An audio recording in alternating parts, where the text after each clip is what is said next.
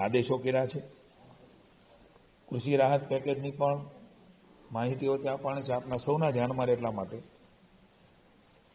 29 લાખથી વધારે ખેડૂતોના ખાતામાં 8516 કરોડ રૂપિયા આજે ખેડૂતોને મળી ચૂક્યા છે। સાથે સાથે ટેકાના ભાવથી ખરીદી પણ ચાલી રહી છે। 14 લાખ મેટ્રિક ટનથી પણ વધારેની ખરીદી એ મગફળીથી માંડીને અલગ અલગ જે જણસ છે એમાં થઈ ચૂકી છે। લગભગ 3.89 લાખ ખેડૂતોને 6362 કરોડથી પણ વધારાની રકમ એ માત્ર મગફળીની વાત કરી રહ્યો છું એમના ખાતામાં ચૂકવણું થઈ ગયું છે। ડાયરેક્ટ બેનિફિટ ટ્રાન્સફર એ નરેન્દ્રભાઈ જે વિચાર કર્યો એનો સીધો જ ફાયદો એ લાભાર્થીઓને ખાસ કરીને ખેડૂતોને રાજ્યના મળી રહ્યા છે એમનો પણ આનંદ છે। મગફળી, અડદ, મગ, સોયાબીન આ પ્રકારે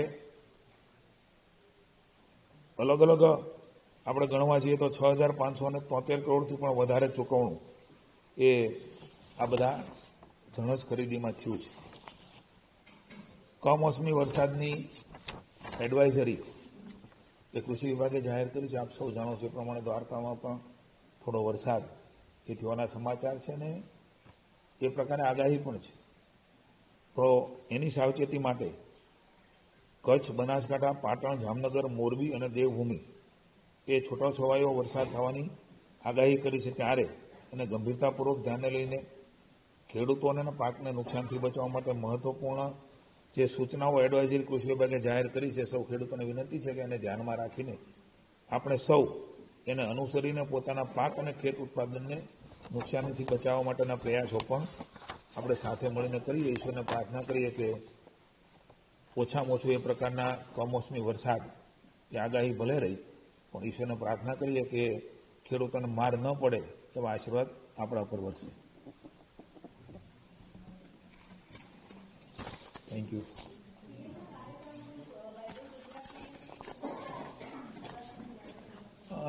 કાર્યક્રમ માની પીએમઓમાંથી બની રહ્યો છે, ચર્ચાઓ સીએમ ઓફિસ સાથે શરૂ છે। આપ પણ જાણો છો કે વડાપ્રધાનશ્રીની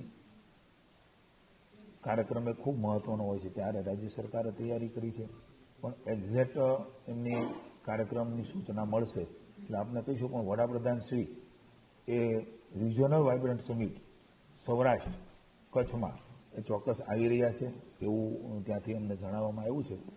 આપણા માટે ખુશીની વાત છે કે વડાપ્રધાને ગુજરાતમાં જે વાઇબ્રન્ટની શરૂઆત કરી એ વાઇબ્રન્ટ ઝોન સુધી પહોંચ્યો, જિલ્લાની અંદર એના સેમિનારો શરૂ થયા।